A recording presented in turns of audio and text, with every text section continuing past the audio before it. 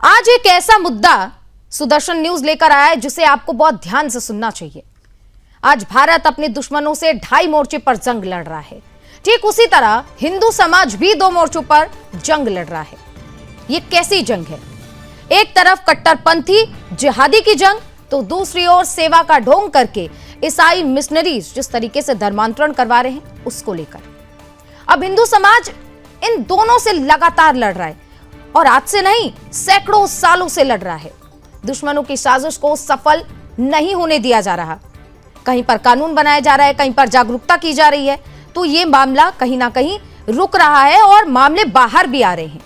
लेकिन फिर भी जिहादी और ईसाई मिशनरीज हमेशा हिंदुओं के धर्मांतरण की कोशिश में लगे रहते हैं। आपस में इन दोनों की होड़ चलती है कि कौन ज्यादा से ज्यादा हिंदुओं का धर्मांतरण करवाएगा।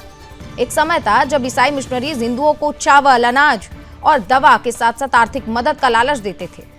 एक बोरी चावल पर धर्मांतरण किया गया है आदिवासी इलाकों में, और ऐसे इलाकों में जहां पर वो आर्थिक रूप से कमजोर थे हिंदू।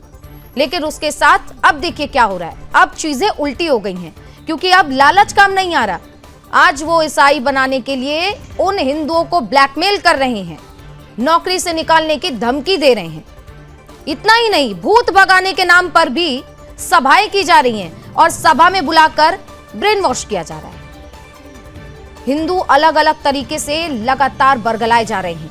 लेकिन आज एक ऐसा मामला सामने आया जो सुनकर आप सभी चौंक जाएंगे, क्योंकि मध्य प्रदेश के जबलपुर के सेंट एलियास स्कूल में महिला सफाई कर्मचारी पर धर्म परिवर्तन का दबाव बनाने का आरोप लगा है। महिलाओं का कहना है कि ईसाई मजहब अपनाने से इनकार करने पर उन्हें नौकरी से निकालने की धमकी दी गई। जरा समझिए, एक महिला जो अपने घर से निकलती है, अपने परिवार के लिए कमा रही है, अपने परिवार के भरण पोषण के लिए, बच्चों के लिए, उस महिला को इस तरीके से अगर ब्लैकमेल किया जाए कि आपको नौकरी से निकाल देंगे, तो ये बात तो बिल्कुल सही है कि उसके मन में एक डर बैठेगा कि आज अगर नौकरी से निकाल दिए जाते हैं तो कल पैसे कहां से आएंगे बच्चों को, या फिर हम घर कैसे चलाएंगे। इस मामले में महिला ने पुलिस में शिकायत दर्ज कराई। वहीं हिंदू धर्म सेना भी महिलाओं के समर्थन में उतर आई है और कार्रवाई नहीं होने पर आंदोलन की चेतावनी दी है। अभी हाल फिलहाल का मामला है जब 2025 में जबलपुर से ही दिसंबर की खबर है, जब नेत्रहीन जो लोग थे, नेत्रहीन छात्र, उनके धर्म परिवर्तन का मामला सामने आया। पीड़ित महिलाओं के मुताबिक स्कूल में हाल ही में आए फादर सोमी जैकब और कुछ अन्य स्टाफ ने कहा है कि अगर स्कूल में काम करना है उनको, तो उन्हें ईसाई मजहब अपनाना होगा, वरना नौकरी छोड़नी पड़ेगी। आरोप यह भी है कि 3 से 4 महिला सफाई कर्मचारियों को इस वजह से बाहर कर दिया गया क्योंकि उन्होंने धर्म नहीं अपनाया। महिलाओं ने परिवार की जिम्मेदारियों का हवाला देकर नौकरी बचाने की गुहार लगाई, लेकिन उनकी बात नहीं सुनी गई। हिंदू महिला कर्मचारी ने बताया कि वो 2024 से स्कूल में काम कर रही है। पहले सब कुछ नॉर्मल था, सामान्य था, लेकिन जब से ये नए फादर आए हैं वो लगातार ये कह रही हैं कि धर्म बदलिए अगर आपको यहाँ पर नौकरी करनी है। हिंदू महिलाओं का तो आरोप ये भी है कि जब उन्होंने मना कर दिया तो 4 महिला कर्मचारी जो वहां पर काम कर रही थी उनको निकाल दिया गया, स्कूल से नौकरी से बाहर का रास्ता दिखा दिया गया।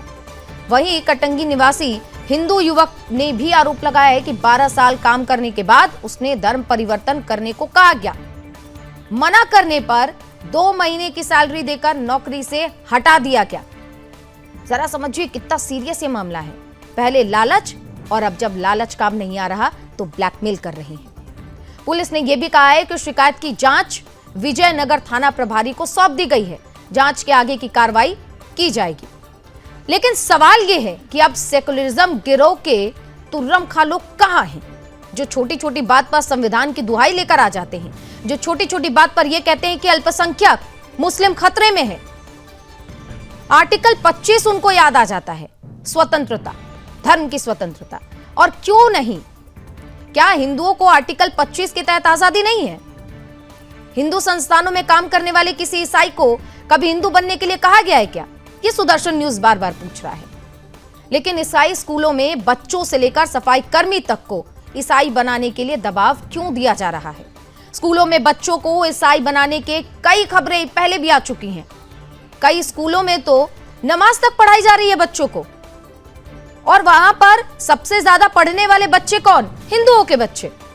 ऐसे में यह कहना बिल्कुल गलत नहीं होगा कि ईसाई मिशनरी स्कूल समाज सेवा के लिए नहीं काम कर रहे, बल्कि वो लोग लगातार धर्मांतरण के लिए काम कर रहे हैं।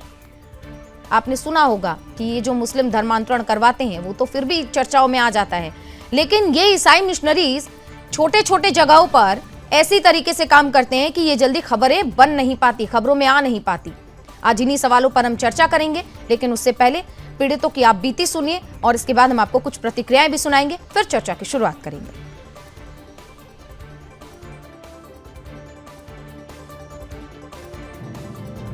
सफाई कर्मचारी के उसमें 1.5 साल काम करी हूँ और वहाँ मेरे को बेइज्जत करके मारपीट करके भी निकाला गया है। सर फादर से मैं बोली भी हूँ कि मतलब मेरे साथ ऐसा ऐसा हुआ है, तो फादर ने कुछ एक्शन नहीं लिया। धर्मांतरण से संबंधित कुछ बात? हाँ सर, मतलब वहाँ उनका कहना यही था कि चर्चा आना पड़ेगा, हमारा धर्म अपनाना पड़ेगा।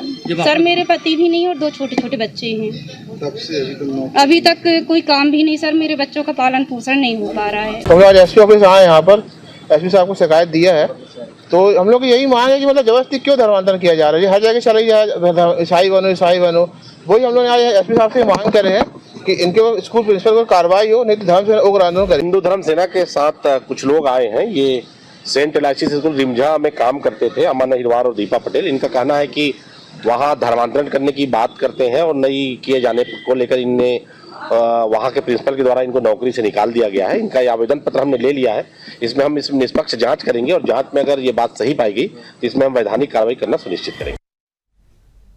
तो आज चर्चा पर इसी बात पर कि आखिर बार बार हिंदू ही क्यों टारगेट होते हैं, क्यों हिंदुओं को ही धर्मांतरण के लिए फोर्स किया जाता है, दबाव डाला जाता है। हमारे साथ 3 खास मेहमान जुड़ गए हैं। अंगद पद्मनाचार्य सर जुड़ गए हैं, संरक्षक है श्रीराम सेना के। कपिल दीवान सर जुड़ गए हैं, हिंदू संगठन के हैं और आज अपना पक्ष रखेंगे और कैसे कंट्रोल कर सकते हैं इस पर खास चर्चा होगी। क्रिस्टोफर पॉल जुड़ गए हैं, प्रेसिडेंट क्रिश्चियन वेलफेयर सोसाइटी से। आप तीनों मेहमानों का सुदर्शन न्यूज पर बहुत बहुत स्वागत। और सबसे पहले आचार्य जी आपसे शुरुआत होगी। न सिर्फ ईसाई मिशनरीज बल्कि इससे पहले भी हमने देखा है धर्मांतरण के कई मामले सामने आए हैं। कभी लव जिहाद, कभी लैंड जिहाद, कभी किसी भी तरीके से ब्रेन वॉश करके लगातार धर्म परिवर्तन की खबरें सामने आ रही हैं। लेकिन इसको कैसे रोक सकते हैं, क्योंकि रोकथाम बहुत जरूरी है। और ये जो अब नया मामला सामने आया है जबलपुर में, ये पहली घटना नहीं है, इसके पहले भी कई घटनाएं हुई हैं। अभी हाल फिलहाल में नेत्रहीन बच्चों के धर्मांतरण का मामला सामने आया था। आखिर इस पर विराम कब लगेगा? देखिए सुचित्रा जी, मैं तो ये कहूंगा कि इसमें कहीं ना कहीं भारत एक स्वतंत्र राष्ट्र घोषित है। किनके लिए? ईसाइयों के लिए, मुसलमानों के लिए। हम हिंदुओं के लिए नहीं है। हम हिंदू हर जगह पे पीड़ित हो रहे हैं, चाहे वो मुसलमान वर्ग से हो, बौद्धिस्ट वर्ग से हो या इन ईसाई वर्ग से हो, सरकारी तंत्र से हो। हम तो हर जगह विभक्त होके ही हम पीड़ित हो रहे हैं।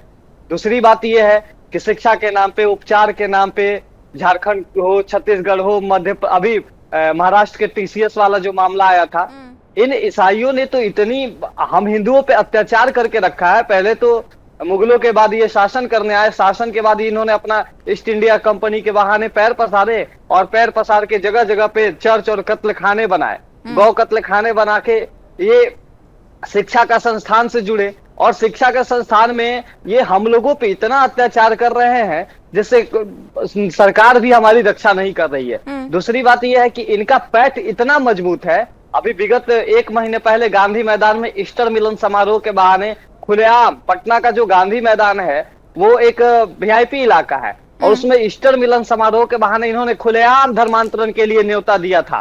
सारे हमारे हिंदू वर्ग के जो भाई बहन है उनको बुला के बिठा के कि तुम झाड़ फूक के बहाने, ये सब के बहाने खुलेआम, जब हमारे श्री राम सेना के स्वयंसेवकों ने इस चीज के लिए विरोध किया तो इनका चूंकि बिहार में राज्यपाल का आचार्य जी आप बने रहिएगा, क्योंकि मेरा एक और सवाल रहने वाला है आगे चलकर इसी मामले को लेकर कि बार बार हिंदू ही क्यों टारगेट होते हैं और हिंदुओं को ही क्यों बरगलाने का काम किया जाता है। इस पर हम आगे आपसे जवाब लेंगे। हमारे साथ क्रिस्टोफर पॉल जुड़े हुए। क्रिस्टोफर जी, अब ये नया मामला सामने आया और नया मामला नहीं है, आपको भी पता है, इससे पहले भी कई मामले सामने आए हैं। और क्यों बार बार ये टारगेट हो रहे हैं, क्यों आखिर हिंदुओं को ही टारगेट करना है? ये बात तो सब जानते हैं कि अगर किसी हिंदू संस्थान में या कोई अगर किसी कंपनी का मालिक हिंदू है तो वो कभी किसी को धर्मांतरण के लिए ना प्रेरित करता है ना दबाव बनाता है। तो फिर ये मामले सिर्फ और सिर्फ ऐसे स्कूलों से, ऐसे संस्थानों से क्यों सामने आ रहे हैं जहां पर हिंदुओं को टारगेट करके अब नौकरी से तक निकाला जा रहा है?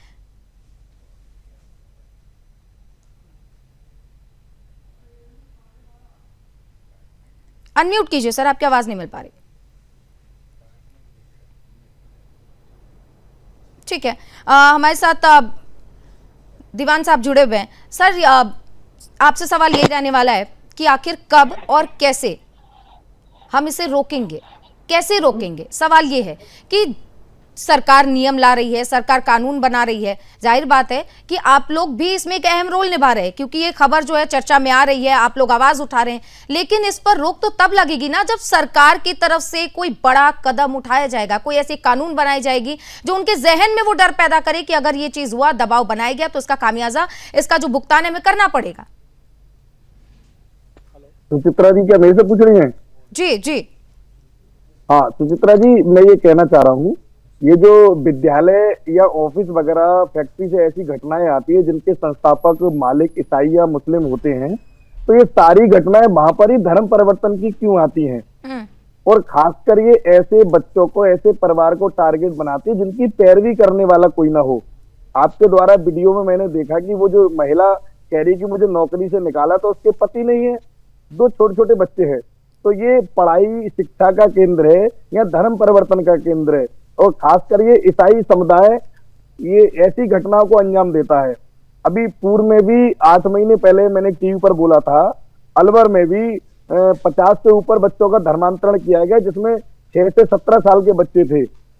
और उनके हॉस्टल में जाकर हिंदू धर्म के देवी देवताओं की बुराई करना, अपने धर्म के जो प्रभु हैं जिनको ये पूजा पाठ जिनकी करते हैं, उनको मतलब बड़ा चढ़ाकर दिखाकर हमारे बच्चों के प्रति नफरत पैदा करते हैं अपने देवी देवताओं के खिलाफ। तो समझ नहीं आता ये शिक्षा का केंद्र है या धर्मांतरण के अड्डे हैं। तो हम लोग संगठन के साथ साथ सरकार से भी मांग करते, क्योंकि हमारे हाथ में कुछ है नहीं। हम तो विरोध प्रदर्शन कर सकते हैं, ज्ञापन दे सकते हैं, क्या कर सकते हैं, लेकिन इनसे सीधे अगर कोई कार्रवाई करेगी तो वो जिम्मेदारी शासन और प्रशासन की बनती है। कपिल जी, सरकार कार्रवाई क्यों नहीं कर रही है? सरकार आखिर कार्रवाई कब करेगी? ये इतने सारे मामले आ रहे हैं, अभी नासिक का मामला ले लीजिए, अभी ये हम अगर करें तो ये फहरिस्त बहुत लंबी है, शायद पेजेस भर जाए, जुबान थक जाएगी, लेकिन कब ये मामले खत्म नहीं होंगे। आखिर सरकार अब कब एक्शन लेगी? अब किसका इंतजार कर रही है? क्योंकि अब तो केंद्र में भी सरकार, केंद्र में भी और स्टेट में भी सरकार है। हम और हमारे संगठन और उसके उच्च अधिकारी लगातार केंद्र सरकार और स्थानीय सरकारों से भी मांग करते रहे कि ऐसा यदि कानून बन जाएगा तो इन लोगों का ये सब काम करने की, ऐसा गलत कदम उठाने की हिम्मत ही नहीं पड़ेगी। हम लोगों को पता लगता है थोड़ा बाद में, जब ये घटना हो जाती है, पीड़ित हमारे पास आता है, प्रकाश में आता है, आपके द्वारा खबर मिलती है, तब हमें जानकारी मिलती है। अभी मैं आपको बता देता हूँ, जिस जिले में मैं रहता हूँ, संभल जिले के पीएम श्री विद्यालय में प्रधानाध्यापक भी मुस्लिम था, सह अध्यापक भी मुस्लिम थे, और वहां पर हमारी हिंदू बहन बेटियों को बुर्का पहनाया जाता था, हिंदू बच्चों को टोपी पहनाकर इस्लाम की प्रार्थना कराई जाती थी। तो वह बीएसए ने संज्ञान लेकर सह अध्यापक और प्रधानाध्यापक को भी, दोनों को सस्पेंड किया है अभी, जो हमारे जिले के जिलाधिकारी ने जांच बैठा ली। चीजें तो ऐसी हो गई हैं कि अब हम बच्चों को स्कूल भेजें, काम पे जो घर की महिलाएं हैं, जो पुरुष है, वो काम पर जाएं, या हम चारों तरफ बस नजर रखते रहें? हम काम करेंगे या सब पर नजर रखेंगे कि स्कूल के अंदर क्या एक्टिविटी हो रही है, ऑफिस में क्या एक्टिविटी हो रही है? क्रिस्टोफर पॉल, आपको मेरी आवाज आ रही है? जी आ रही है जी। क्रिस्टोफर पॉल, सवाल यही, जी आ रही है। क्रिस्टोफर पॉल, सवाल यही कि ये पहला मामला नहीं है, इसके पहले भी कई मामले आए हैं, चाहे छत्तीसगढ़ हो, चाहे बिहार हो, या फिर अब जबलपुर का ये पूरा मामला। पिछले साल भी यही मामला आया था जब नेत्रहीन बच्चों का जो है धर्म परिवर्तन करवाया गया, और अब एक बार फिर से धर्मांतरण के आरोप लगे हैं। ये कैसा मतलब दबाव है कि या तो आप ईसाई बन जाइए या तो नौकरी से आपको निकाल देंगे? देखिए, ये इसमें एक बात मैं जो कहना चाह रहा हूँ कि किसी की नौकरी चले जाना ये बहुत दुखद है। धर्मांतरण एक सेकेंडरी मैटर है। पहले बात है कि किसी की नौकरी चले जाना, चाहे कारण कोई भी हो, ये बहुत दुखद है। और खासकर जो महिला है, उसका जो सिचुएशन देखेंगे, उसके हस्बैंड नहीं है, वो एकमात्र जो है काम करने वाली। इसीलिए तो टारगेट किया। दूसरा मुद्दा ये है, इसीलिए तो टारगेट किया कि पति नहीं है तो टारगेट कर लेते हैं। सुनिए ना, यही तो मैं बोल रहा हूँ। सेकंड पॉइंट ये है धर्मांतरण का। यदि ये नौकरी धर्म परिवर्तन नहीं करने के कारण चले गई तो ये बहुत ही संजीदा मामला है। इस पर किसी को बख्शा नहीं जाना चाहिए। लेकिन मैं ये कह रहा हूं, इससे पहले कि मैं आपको टेक्निकल चीज बता रहा हूं, हम गवर्नमेंट को एक नियम ये निकालना चाहिए कि जो स्कूल, जो मिशनरीज स्कूल है, जो अल्पसंख्यक स्कूल है, उसमें किसी भी प्रिंसिपल को फादर शब्द लिखने का अनुमति नहीं मिलना चाहिए। ये मैं एज ए क्रिश्चियन आपको बोल रहा ठीक है, हूँ। काफी ज्यादा दुखद है, इस पर एक्शन लेना चाहिए। कैसे एक्शन लिया जाए? अभी कुछ दिनों पहले जब छत्तीसगढ़ में इसको लेकर नया विधेयक पास किया गया था, तब आप ही लोग तो थे जो सड़कों पर उतरे हुए थे। एक्चुअली मैं था जो हाई कोर्ट में इसको चैलेंज किया, लेकिन आप मेरी बात को सुन लीजिए बोलिए। कि जहां गलत होगा वहां हम विरोध करेंगे, चाहे वो हमारे पक्ष में हो या हमारे अगेंस्ट में। मैं आपको टेक्निकल चीजों ये बताना चाह रहा हूं कि गवर्नमेंट को एक बहुत स्ट्रिक्ट एक नियम निकालना चाहिए कि जो फादर शब्द है वो स्कूल में इस्तेमाल नहीं होगा, क्योंकि वो फादर चर्च के लिए है, वो स्कूल के लिए फादर नहीं है, स्कूल में वो प्रिंसिपल है।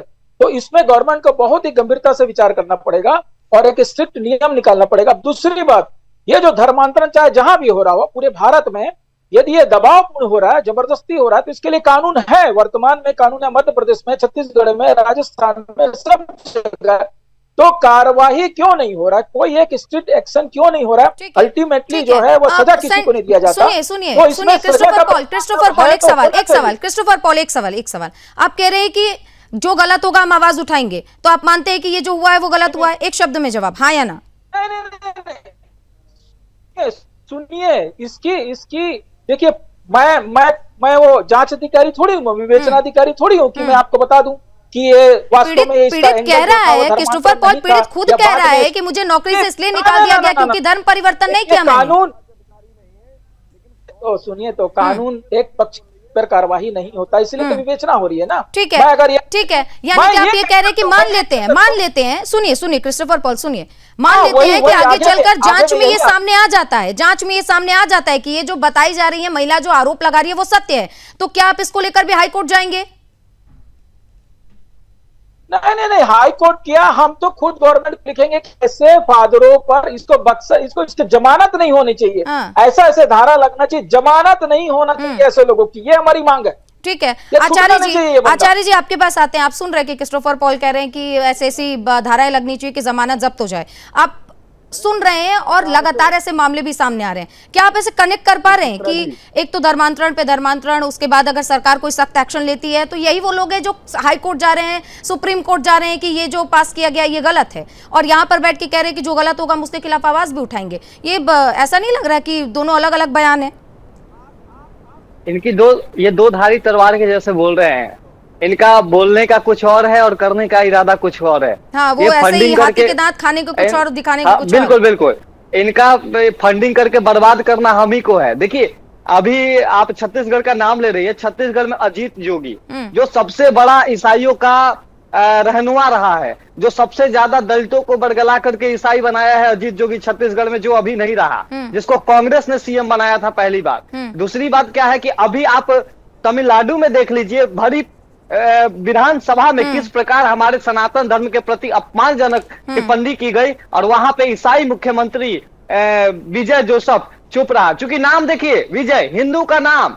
देखिए सुचित्रा जी, ईसाई सभ्यता में ना लवारिसों की संख्या ज्यादा रही है और उसमें माँ बाप बदलने की परंपरा ज्यादा रही है, तो बच्चों को उनके अनाथ होने का फील ना हो, इसलिए स्कूलों में ना, कॉन्वेंट स्कूल में पहले तो ये आतंकवादियों के नाम पे बड़े बड़े स्कूल चला के रखे हैं, सेंट जोसेफ, सेंट जेवियर्स, जो भी है आतंकवादियों के नाम पे है। अभी हमारे गौतम खट्टर जी ने इस पर बयान दिया। आप ही देख लीजिए, ये भाजपा हिंदू की तो सरकार चुन के आई है, लेकिन सबसे ज्यादा अत्याचार हम हिंदुओं पे ही हर मोर्चे यही मेरा सवाल था, ये कैसे हिंदुओं की सरकार जिसको आप कह रहे हैं? और बिल्कुल हिंदुओं की सरकार नहीं है, इनको तो हम हिंदुओं की सरकार ही नहीं। मैं तो आपको स्टार्टिंग में ही बोला कि देश आजाद है, लेकिन गुलाम हम हिंदू है। चूंकि हमारे धर्माचार्य जब सत्ता के चाटुकार बन जाएंगे, जब हमारे संरक्षक, जब सिंह ही चाटुकार बन जाएगा, तो सावकों पे तो आपत्ति आएगी कि नहीं आएगी? आप बताइए। दूसरी बात है, अभी आप गोवा की स्थिति देख लीजिए, ये जिस प्रकार से हम हिंदुओं को टारगेट कर रहे हैं स्कूलों के माध्यम से। सबसे पहले तो स्कूलों में मदर, फादर, सिस्टर, ये सब सारी सभ्यता बंद होनी चाहिए। हम हिंदुओं को साधु संतों को गुरुकुलम की स्थापना करनी चाहिए, जिसकी सरकार भी बढ़ावा नहीं दे रही है। जब चर्च स्कूल चला सकता है तो हम आश्रम गुरुकुल क्यों नहीं चला सकते हैं? ठीक है। मुसलमान आज भी मस्जिद से अजान होता है तो सुनता है। सुचित्रा जी, एक मिनट। और वेटिकन सिटी से जो संदेश आता है वो सारे ईसाई मानते हैं, लेकिन हम धर्माचार्यों का बात हमारे हिंदू सुनने को तैयार इसलिए नहीं है क्योंकि हमें राजनीतिकरण हो चुकी है, हमको बांट दिया गया है हमारे मजलूमों पे। ठीक है क्रिस्टोफर पॉल, आखिरी सवाल, मेरे पास समय थोड़ा कम है, आखिरी सवाल आपसे कि हम हिंदू क्रिसमस भी मनाते हैं और यही वो सेकुलर हिंदू है जो ईद भी मनाते हैं, फिर भी टारगेट हिंदू ही क्यों होते हैं? हमने तो कभी नहीं देखा कि कोई क्रिश्चियन आ रहा हो दिवाली पर हमारे घर और दिया जला रहा हो और भगवान के सामने हाथ जोड़कर बैठा हो।